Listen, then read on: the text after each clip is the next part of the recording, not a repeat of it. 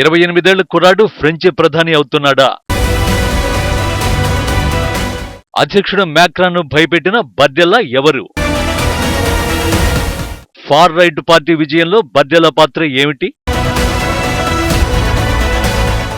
2024 mega ఎన్నికల సంవత్సరం. ఈ ఏడాది ఎన్నికలు జరిగే దేశాల జాబితాలకు అనుకోకుండా ఫ్రాన్స్ చేరింది. జూన్లో యూరోపియన్ యూనియన్ పార్లమెంటు ఎన్నికలు జరిగాయి. ఈ ఎన్నికల్లో ఫ్రాన్స్ అధ్యక్షుడు ఇమాన్యుయల్ మ్యాక్రాన్ కు చెందిన పార్టీ రెనేసాన్స్ ఓటమిని ముట్టగట్టుకుంది. మ్యారిన్ లేపెన్ కు చెందిన రైట్ వింగ్ పార్టీల నేషనల్ ర్యాలీ విజయం సాధించింది.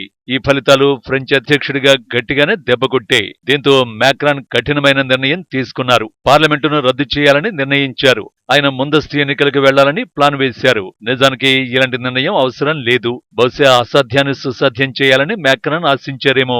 ఒకవేళ అదే జరిగుంటే ఫ్రెంచ్ అధ్యక్షుడు చరిత్రను తిరగరాసేవారు. కానీ మ్యాక్రాన్ వ్యూహం బెడిసికొట్టింది. జూన్ 30న ఫస్ట్ రౌండ్ ఓటింగ్ జరిగింది. ఇందులో ఫార్ రైట్ పార్టీలకు 33% ఓట్లొచ్చాయి. మ్యాక్రాన్ కు చెందిన సెంట్రిస్ట్ పార్టీకి 21% ఓట్లు మాత్రమే వచ్చాయి. సింపుల్ గా చెప్పాలంటే ఫార్ రైట్ పార్టీ విజయం సాధించింది. కానీ ఫార్ రైట్ పార్టీకి మాత్రం మెజారిటీ రాలేదు. అందుకే రెండో రౌండ్ పోలింగ్ కు వెళ్లాలని నిర్ణయించారు. జూలై 7న ఫ్రాన్స్ లో రెండో రౌండ్ పోలింగ్ జరగనుంది. అయితే మ్యాక్రాన్ ఇప్పుడు కనిపించడం లేదు. కొంతకాలం మ్యాక్రాన్ ప్రజలకు కనిపించకుండా పోయారు. బహుశా ఆయన ఒంటరిగా గడపాలని కోరుకుంటున్నారేమో. ఆయన వేసిన ప్లాన్ తో ఫార్ రైట్ పార్టీకి విజయం దక్కింది. ప్రస్తుతం అధ్యక్షుడు మ్యాక్రాన్ మౌనవ్రతం పాటిస్తున్నారు. కానీ ఆయన తరఫున మరో వ్యక్తి మాత్రం తెగ మాట్లాడిస్తున్నారు. ఆ వ్యక్తి పేరు కిలియన్ ఎంబాపే.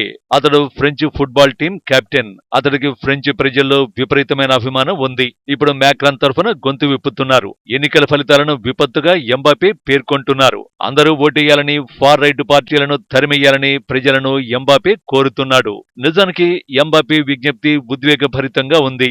అంతేకాదు నష్ట నివారణ చర్యలు చాలా ఆలస్యంగా తీసుకున్నట్టు అనిపిస్తోంది. ఎందుకంటే ఎన్నికల్లో ఫార్ రైట్ పార్టీలు గెలుపు దిశగా పయనిస్తున్నాయి. ఫార్ రైట్ పార్టీలు విజయం సాధిస్తే రెండో ప్రపంచ యుద్ధం తర్వాత మొదటిసారి వారు అధికారంలోకి వస్తున్నారన్నమాట. ఈ పరిణామం ఫ్రాన్స్ లో అత్యంత కీలకమైనది. అసలు ఫార్ రైట్ పార్టీలకు విజయం దిశగా వెళ్లడానికి కారణం ఏమిటి? ఫార్ రైట్ పార్టీలు విజయం సాధిస్తే దానికి ఒకే వ్యక్తి కారణమవుతారు. ఆ వ్యక్తి పేరే జోర్డన్ బర్డెల్లా. అతడి వయసు కేవలం 28 ఏళ్లు మాత్రమే. బహుశా వచ్చే వారం ఫ్రాన్స్ ప్రధానమంత్రిగా బర్డెల్లా బాధ్యతలు స్వీకరించనున్నారు. కూటమి ప్రభుత్వానికి ప్రధానమంత్రిగా బాధ్యతలు చేపట్టాలని భావిస్తున్నట్టు బర్డెల్లా తెలిపారు. రాజ్యాంగం, అధ్యక్షుడి గౌరవం మేరకు ఫ్రాన్స్ లో ఫ్రెంచి ప్రజల సేవలో రాజీ పడకుండా తమ విధానాలు అమలు చేస్తామని బర్డెల్లా ప్రమాణ స్వీకారం చేశారు. ఎవరి France young leader? Far right party విజయంలో బర్డెల్లా పాత్ర ఏమిటి? జోర్డన్ బర్డెల్లా ఇటాలియన్ మూలాలున్న కుటుంబానికి చెందినవాడు. అతడిది సామాన్య కుటుంబం. అతన్ని తన తల్లి పెంచి పోషించింది. ఫ్రాన్స్ శివారులోని సామాజిక గృహాల్లో బర్డెల్లా పెరిగాడు. నిజానికి ఫ్రాన్స్ శివారు ప్రాంతం నేరాలకు అడ్డాగా మారింది. ఫ్రెంచ్ నాయకులకు అది శివారు ప్రాంతం, ఓ రాజకీయ అంశం. ఈ ప్రాంతాన్ని ఆధారంగా చేసుకుని చాలా మంది రాజకీయ నాయకులు డబ్బు సంపాదించుకున్నారు, అధికారాలను కూడా పొందారు. బర్డెల్లా మాత్రం నేరాల దిశగా అడుగులు వేయలేదు. 16 ఏళ్లకే అతడు నేషనల్ ర్యాలీ పార్టీలో చేరాడు. అనంతరం సబర్బ్ విశ్వవిద్యాలయంలోకి ప్రవేశించాడు. అక్కడ భౌగోళిక శాస్త్రాన్ని ఎంచుకున్నాడు. అయితే కోర్సు మధ్యలోనే వదిలేసి రాజకీయాలను బర్డెల్లా ఎంచుకున్నాడు. ఇదే అతడి రాజకీయ జీవితం వద్దకు మనల్ని తీసుకెళ్తుంది. బర్డెల్లా ఎదుగుదల పార్టీ శ్రేణులకు ఓ అద్భుతమైన కథ. ఎందుకంటే అతడి ఎదుగుదల అత్యంత వేగంగా జరిగింది. మొదట అతడు పార్టీ అధికార ప్రతినిధి అయ్యాడు. 2019లో అతడు యూరోపియన్ యూనియన్ పార్లమెంటు ఎన్నికల్లో ప్రధాన అభ్యర్థిగా నిలిచాడు. ఆ సమయంలో అతడి వయసు కేవలం 23 సంవత్సరాలే. కానీ మ్యారిన్ లేపెన్ ను బర్డెల్లా ఆకట్టుకున్నాడు. తమ పార్టీ గెలుపు గుర్రం బర్డెల్లా అవుతాడని పెన్ కూడా భావించింది. 2022లో ఫ్రాన్స్ అధ్యక్ష ఎన్నికల్లో పోటీ చేస్తున్న సమయంలో మ్యారిన్ లేపెన్ నేషనల్ ర్యాలీ అధ్యక్ష పదవికి రాజీనామా చేశారు. ఇది బర్డెల్లాకు కలిసొచ్చింది. లేపెన్ నేషనల్ ర్యాలీకి రాజీనామా చేయడంతో ఆ పదవి బర్డెల్లాకు దక్కింది. అయితే ఇక్కడ బర్డెల్లాకు కలిసొచ్చే అంశం ఏంటంటే అతడి వయస్సు. దానికి తోడు పార్టీ పాత ఇమేజ్ ను బర్డెల్లా పూర్తిగా తుడిచేశాడు. బర్డెల్లా వ్యూహాలు పనిచేశాయి. నిజానికి నేషనల్ ర్యాలీ పార్టీపై నాజీలనే ముద్ర పడింది. ఫ్రాన్స్ కు చెందిన పాతతరం ఇప్పటికీ ఫార్ రైట్ పార్టీలను అలాగే భావిస్తారు. కానీ యూత్ తో ఆ సమస్య లేదు. దీన్ని బర్డెల్లా తనకు అనుకూలంగా మలుచుకున్నాడు. అంతేకాకుండా యువత అభిమాన వేదికపైకి వెళ్లాడు. ఆ వేదిక మరేదో కాదు, టిక్ టాక్. ఫ్రెంచ్ యూత్ కు బర్డెల్లా ఓ ఐకాన్ లా మారారు. అతడికి ఫ్రాన్స్ లో విపరీతమైన ఫాలోయింగ్ ఉంది. బర్డెల్లాకు సుమారుగా 20 లక్షల మంది టిక్ టాక్ ఫాలోవర్లు ఉన్నారు. ఇంతమంది ఫాలోవర్లు ఏ ఫ్రెంచ్ రాజకీయ నాయకుడికి లేరంటే అతిశయోక్తి కాదేమో. నిజానికి టిక్ టాక్ ను తన పబ్లిసిటీ కోసం బడ్డెల్లా ఉపయోగించుకుంటున్నాడు. అందుకు అవసరమైన వీడియోలను తరచూ అప్లోడ్ చేస్తూ ఉంటారు. అందులో సరదా వీడియోలు కూడా చాలానే ఉంటాయి. సరదా వీడియోలు చేస్తూనే రాజకీయ ప్రచారాన్ని కూడా టిక్ టాక్ ద్వారానే బడ్డెల్లా చేపడుతున్నాడు. వీడియోలో ఓవైపు వైన్ తాగుతూనే మరోవైపు బాన్ తింటాడు. మరోవైపు సెల్ఫీల గురించి ఆకర్షణీయమైన ప్రసంగం చేస్తాడు.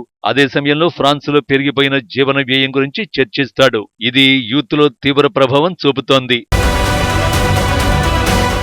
2019లో యూరోపియన్ పార్లమెంటు ఎన్నికల్లో ప్రధానంగా బడ్డెల్లా 2 అంశాలు ఎంచుకున్నారు. ఒకటి వలసల సంక్షోభం, రెండోది వాతావరణ సంక్షోభం.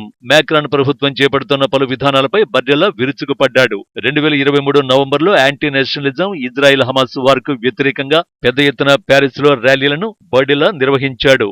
ఏకకాలంలో సరదాగా ఉంటూ ప్రభుత్వ విధానాలు నిలదీయడంలో బడ్డెల్లా ముందుంటున్నాడు. ఇక ఇమిగ్రేషన్, ఫ్రాన్స్ సామాజిక నిర్మాణం వంటి అంశాలపై తన అభిప్రాయాలను బడ్డెల్లా టిక్ టాక్ లో వెల్లడిస్తున్నారు. అందుకే ఫ్రాన్స్ యూత్ లో బడ్డెల్లాకు మంచి క్రేజ్ వచ్చింది. కానీ బడ్డెల్లా ఏం చేసినా ఓ అంశంపై మాత్రం స్థిరంగా వ్యవహరిస్తున్నాడు. దాన్ని తనకు, తన పార్టీకి అనుకూలంగా మలుచుకుంటున్నాడు. అయితే ఇప్పుడు బడ్డెల్లా వీడియోలు చేయడంతో పాటు పాలనా అంశాలపై కూడా దృష్టి సారించాల్సి ఉంటుంది. అందుకే అతడిపై పలువురు ప్రత్యర్థి రాజకీయ పార్టీల నేతలు ఆరోపణలు గుప్పిస్తున్నారు. బడ్డెల్లా తన రూపాన్ని అందంగా చూపించుకోవడంపైనే ఎక్కువ శ్రద్ధ చూపుతారని, పాలనా విధానాలపై తక్కువ శ్రద్ధ చూపే అవకాశం ఉందని విమర్శిస్తున్నారు. ఎవరెలాంటి విమర్శలు చేసినా వాటితో సంబంధం లేకుండా బడ్డెల్లా ఫ్రాన్స్ కు ప్రధానమంత్రిగా బాధ్యతలు చేపట్టనున్నారు. 28 ఏళ్లకే ప్రధానమంత్రి పదవిని పొందిన బడ్డెల్లా త్వరలో ఫ్రాన్స్ అధ్యక్షుడయ్యేందుకు అవకాశాలు ఎక్కువగానే ఉన్నాయి. గత 50 ఏళ్లలో అత్యంత తక్కువ వయసులోనే ప్రధానమంత్రి పదవిని చేపట్టి ఆ తర్వాత అధ్యక్షుడిగా ఎన్నికైన వ్యక్తి ఒక్కరే ఉన్నారు. అతడి పేరు జాక్ షిరాక్. 28 ఏళ్లకే ప్రధానమంత్రి అయిన బడ్డెల్లా జాక్ షిరాక్ రికార్డును తిరగరాస్తారా లేదా అన్నది తెలియాలంటే మరికొన్నేళ్లు వేచి చూడాల్సిందే.